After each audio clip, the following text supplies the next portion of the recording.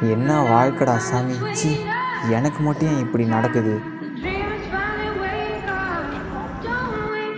என்னடாச்சு, ஏன் சோகமாக இருக்க? அதுவாடா மச்சான், வாழ்க்கையே பிடிக்கலடா. செத்தரலான்னு தோணுதுடா. வாழ்க்கை ரொம்ப கஷ்டமாக இருக்குடா. என்னது, சாவ போறியா? உனக்கு மட்டும் தான் கஷ்டம் இருக்குன்னு நினச்சி நிற்கிறியா? கொஞ்சம் அவங்கள பாடுறா.